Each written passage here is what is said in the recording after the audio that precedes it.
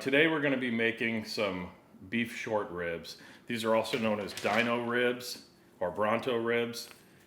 These things are awesome. Take a look at that. Now these each weigh about 6 pounds, maybe 6¼ pounds. These are the ribs from the cow's rib cage right after the ribeye. If you've ever seen a tomahawk ribeye where it's got that French bone, these bones right here are the continuation of those. It would be cut off, and this is where the bone continues out to the backbone.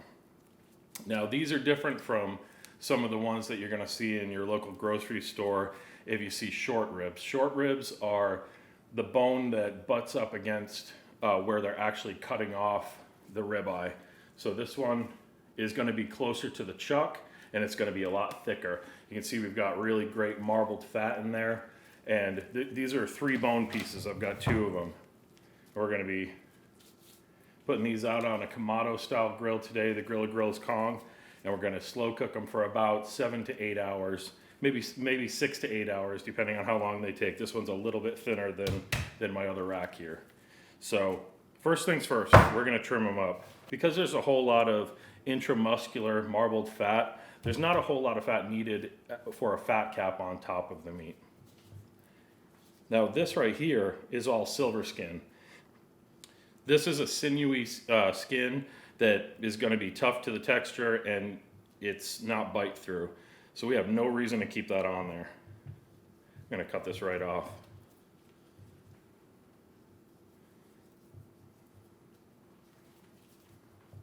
We're just going to do a really quick trim today and then apply the rub and get it on there. No matter what grill you're cooking on, you want to get it fired up before you do the trimming and the seasoning so that it's coming up to temperature while you're seasoning it, and then once you're actually leveling off the grill, you have time to let the seasoning set and the meat come up to room temperature.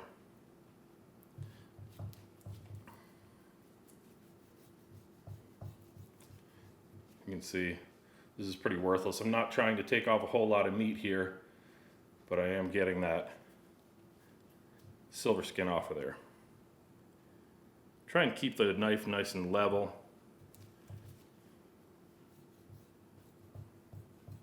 Just like that.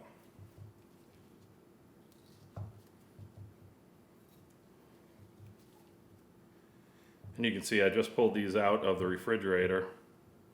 I got both of these in one big 2-pack. They're from the same cow, which is pretty cool. So they should cook at the same time.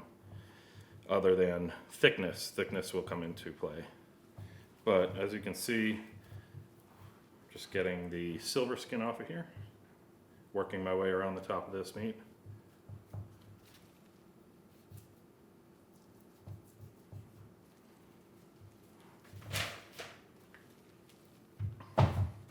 Now this right here, this fat, I'm fine with that. I'm fine with this little corner fat. That's just gonna work its way in. This isn't a very exacting trimming. This one, as long as I get anything that's ugly off of there, the rest is gonna cook down into it. We're gonna cook these Dino Bones to where there's an outside crust. This is really cooking very similar to a brisket. So unlike, if you think about these in terms of pork ribs, these are like the spare ribs, but they're gonna taste more like brisket burnt ends. They're gonna have that more savory, beefy taste to it. So you're not gonna wanna add anything with sugar or anything like that on here. That would just burn it down too much because these have to go for a while in the cooker. Now, when I said I had the cooker lining out right now, or coming up to temp, it's coming up to 275 degrees. I'm going to be doing a pretty fast cook, or a pretty hot cook, in order to try and get these temps up to about 180, 190, so I can wrap these in butcher paper like you see here. Now the reason I'm bringing it up to such a high internal temperature before I wrap is I don't want to lose the bark. The bark is probably the most important part of beef ribs. It's where all that flavor is stored, and it keeps the moisture inside the rib. Okay. That is just about good enough on this one. You can see all that nice marbled fat in here. And these are just choice. These aren't even prime or anything, but the cool thing about beef ribs is they're just gonna have that intramuscular marbled fat versus, you know, a lot of this big globular fat. Matter of fact, let me take this down just a little bit. Yeah, that's fine. And like I said, it doesn't have to be exact. All right, I'll leave that one the way it is. I'm gonna work on the second one, and then once I'm done with this, we'll apply the rub. So now that I have these trimmed down, I took that silver skin and sinew off of there. This is about what you want it to look like. It's not gonna be perfect. There's still gonna be some of this gelatinous fat on here, and that's okay. As long as you don't see any more of that silver skin, that really thick membrane that's going to be covering the meat and not allowing any of the rub to penetrate in there. Another thing that I wanted to point out that's a little bit different than pork ribs is this membrane on the back. Now with spare ribs or baby backs or any type of pork rib, I'm gonna wanna take this off. With beef ribs, I'm not going to. You can if you want, but if you do, your bones are gonna fall out. Your rack's gonna fall apart. So I'm gonna leave that on here. You'll notice it's a lot thicker. So you'll notice that this is a very thick marbled piece of meat. And even right here, this membrane is extremely thick. So that's why we're not gonna take it off. We want this to stay together, and we want these to cook down to where the ends of these bones are protruding once we have pullback. This meat's really gonna shrink down because of all that fat. It's gonna pull in, and then we're gonna have the ends of the bones sticking out, and then we'll slice it, and that's where we'll get our dino bones from. Some people call them Bronto bones, we're calling them dino bones. And you can just call them beef short ribs. And again, that's from the beef short plate.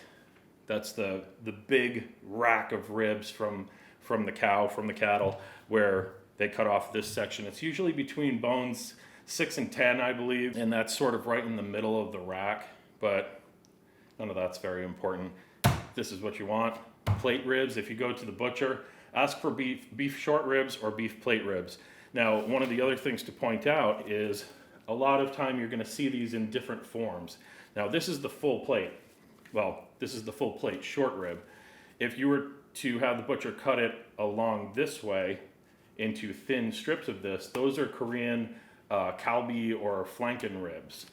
And then sometimes you'll see them where they're in about 2 to 3 inch sections in blocks. And those are just sectioned short ribs. Those are gonna be in your single serving thing. That's really good for something like barbacoa, or if you're braising these down in a pot so they fit better. Since we're putting these on the Kamado grill today, we're doing it this way. One big giant dino rib. Now let's start putting these rubs on here. Today I'm going with this Crawford Seasonal. It was just voted #1 rub on the planet or something like that. It's a really good rub. It tastes good. I'm just putting it down as a base layer, a salt layer.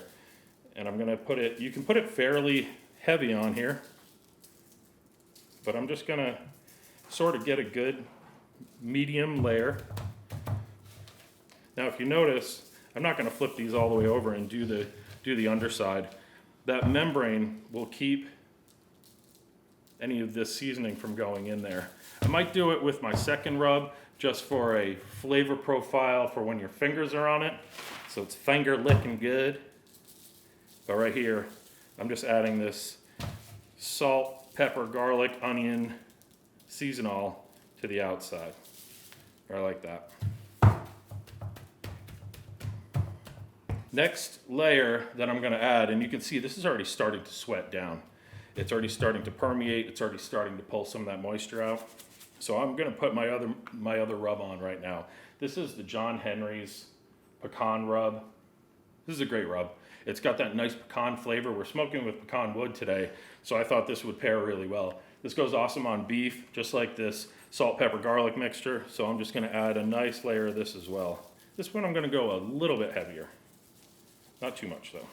Still, the star of the show here is that beefy taste. We want this to really taste like brisket on a bone when we're done. All right, so I'm continuing to get some of this rub on here while Slash scrapes at the door. Make sure you get these sides. Now with this one, put a light layer on the back here. And if you notice, I didn't even bother with a binder. Once the salt and pepper and garlic started to pull the moisture out, that's going to be enough to make this rub here stick.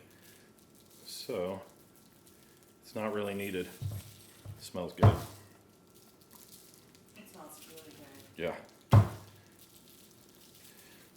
And that one's already done. Good deal. All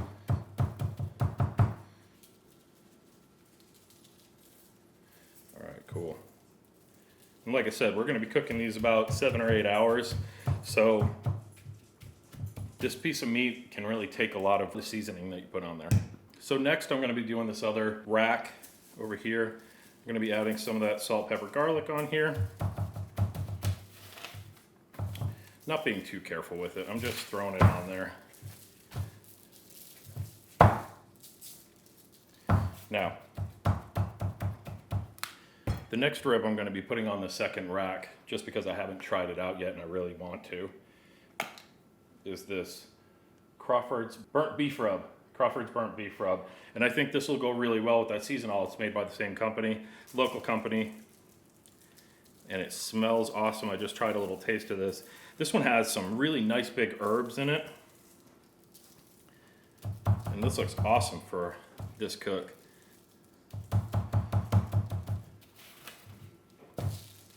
And it'll still get some of that pecan flavor in there because we're cooking it in pecan wood.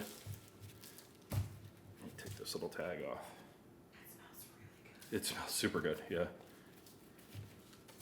Okay. Boop, boop, boop. Up, boop, boop, boop. There we go. Man, this rub looks beautiful. I love ribs on Sunday football. Yeah. Sunday football is the best. Now we're going to let these sit for about 15 to 20 minutes, somewhere in there. I'm going to make sure that we get our grill absolutely fired up to 275 degrees, and then we're going to put these on there uncovered, and we're not even going to look at them for about 3 hours. So these beef ribs are looking really, really good. I'm going to add them right onto the Kamado here.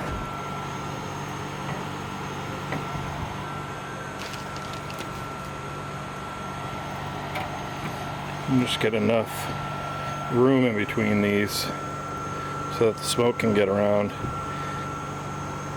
And you can see I have some pecan wood in there and my place setter in place so that it's an indirect cook. We're going to close this down and check back in about 3 hours.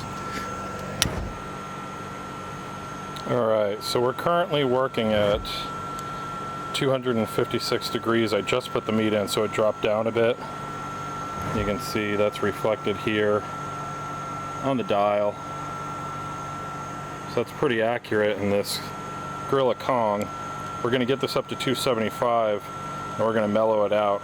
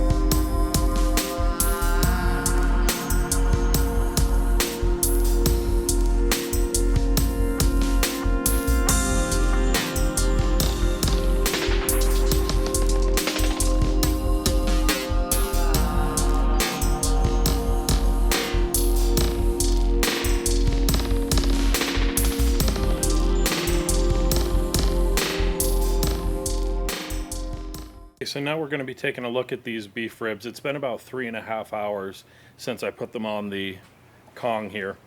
Now, I've had this thing lined out at 275 degrees by this dial. The probe for the electric thermometer is down a bit lower, right over the heat shield, and that's reading about 265. So it's right in that 265 to 275 range. Let's take a look at it. Oh yeah. These things are looking awesome. We're getting a really nice pullback already. Already reading in that 275 range. Or 175 rather. 182 here. 178. Wow. Things are cooking quick.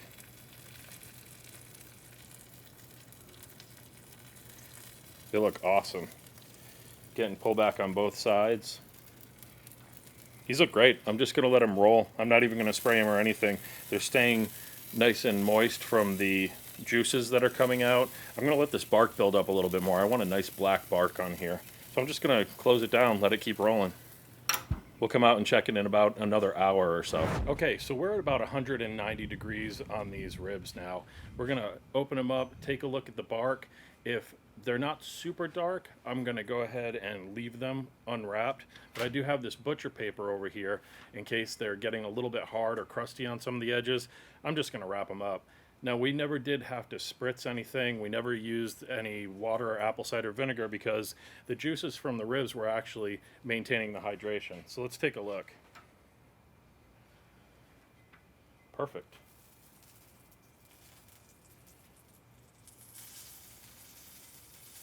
These are looking absolutely awesome.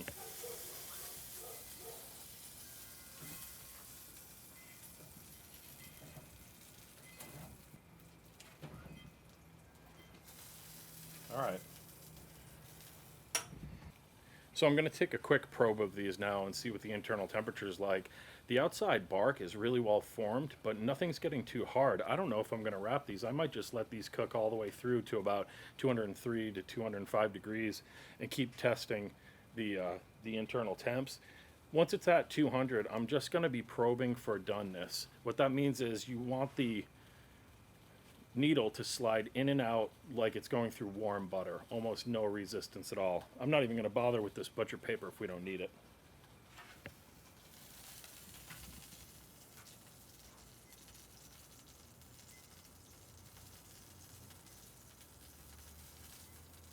$190, $186. Okay, so we're at the point where I'm deciding whether or not I want to wrap these up. I don't think I want to. I'm looking at these ribs right now and they are looking absolutely awesome. I don't see any really hard dark spots or anything like that. So I'm going to open it up, probe for temperature a little bit, and see how the doneness is going. These look awesome. Yeah, nice and juicy. Look at that jiggle.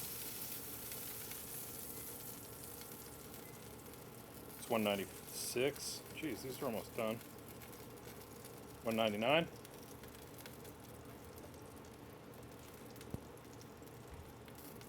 Get down in there. 195.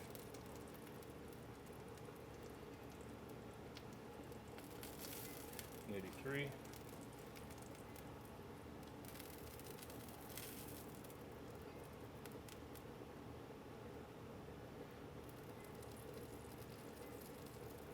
Yeah, it seems like right in the middle of this, we're still in the mid 180s. This one, we're getting there. Man, that's already starting to probe really tender. I'm gonna give this one maybe 30 more minutes, but I'm going right into this tough spot here. These are coming along really well. Once they're up to about 200 degrees, I'm thinking these are gonna be done. Anywhere between now, about 195 degrees to 205, that's the range I'm looking for. But again, it's about that probe tenderness. I want that probe to slide right in and slide right out without pulling the meat back, without having any resistance when I'm actually putting it in there. So I'm gonna give it about 30 more minutes and come back out and see where this one's at.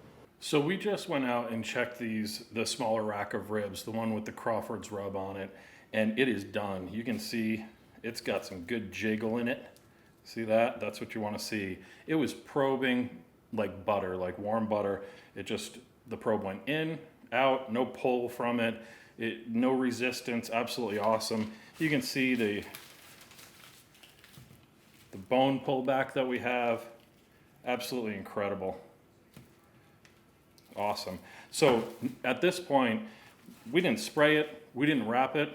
We only put rub on it and brought it out there. We trimmed it up, put rub on it, brought it out there and put it on the Kamado. Now I think I'm gonna wrap it just to rest. I don't want anything, any flies or anything getting on this. I don't want it just sitting out. I'd like to wrap this up fairly loosely and wait until the rest is done, and then we'll cut it up.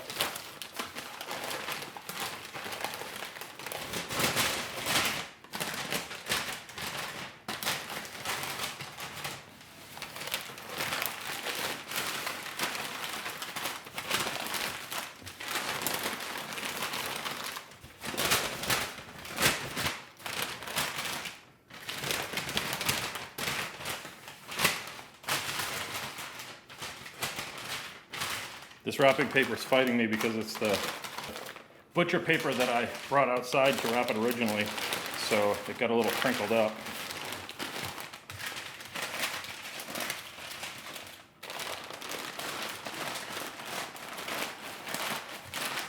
All right, I'm gonna leave it just like that. I'm gonna leave it here on the counter, and it can sit for half hour, 45 minutes, up to an hour, 2 hours, however long we want it to sit. It'll hold that temperature. It's gonna stop cooking. That's the whole point of the rest, is it stops cooking. That radiated heat gets redistributed, and all of the moisture and juices inside are going to redistribute into the meat to make it even more tender. Minimum of about 30 minutes of a rest is what I think is necessary to get that super tender, super juicy piece of meat.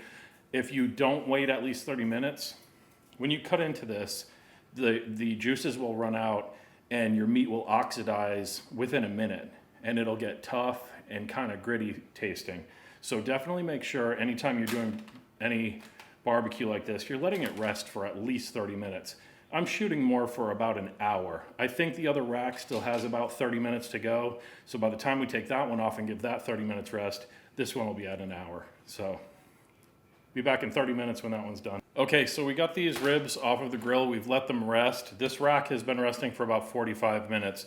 The other one took about 20 to 30 more minutes, so it's only been off about 15 or so, maybe 20. So I'm gonna cut this one up now. We got our roasted potatoes ready, and we're gonna cut into this and see what we're working with. It smells incredible. It smells absolutely delicious. Lots of juice.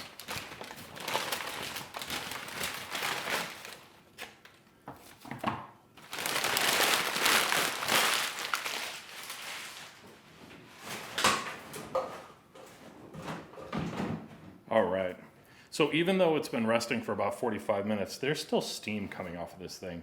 It's got a nice jiggle to it, and look at how much that meat has shrunk up. It's actually, I don't know, half the size of what it started out at. It's all that connective tissue and fat rendering out. You can see that this membrane on the back side has kept all the bones together. Now is the point where we're gonna cut them apart.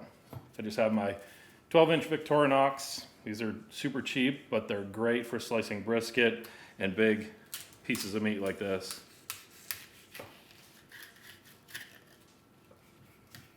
Oh.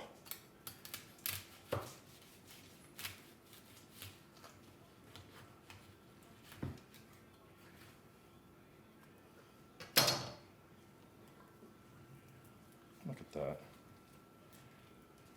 Oh. That's incredible. Smell is unbelievable. Take a look at this.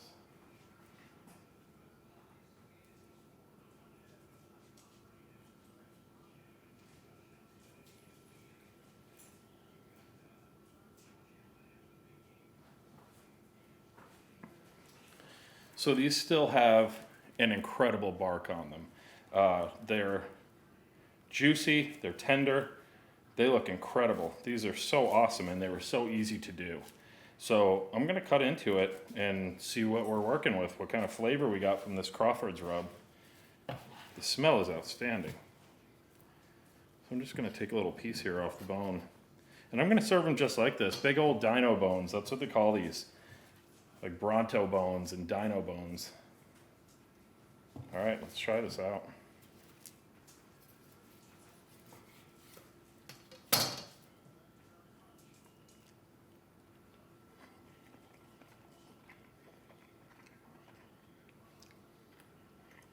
That is incredible.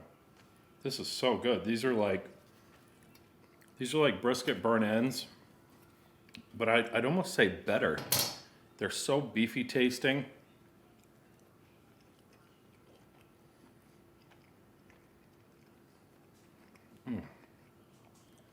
They're juicy and succulent, and the rubs that we put on them aren't overpowering at all. They're just a really nice flavoring on that crust, and it got into the meat just a little bit. You can see we have a nice little smoke ring there, but not too much. The smoke taste is perfect. It's not overpowering. We just had that wispy blue smoke that was coming out of the Kong, and I can't get enough of this. This is so good.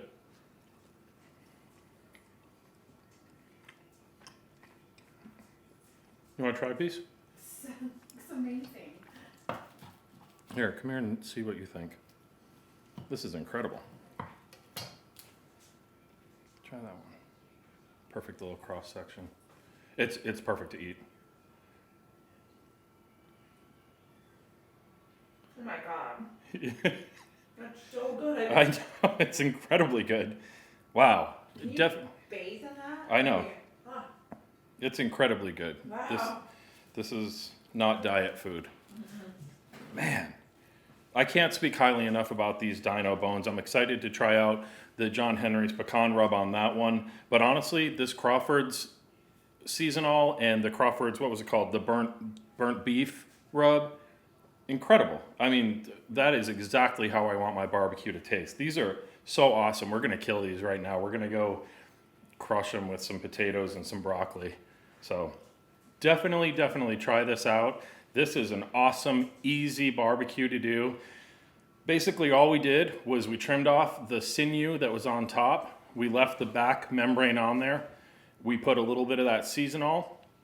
We put the beef rub on top, whether it was the John Henry's or the Crawford's.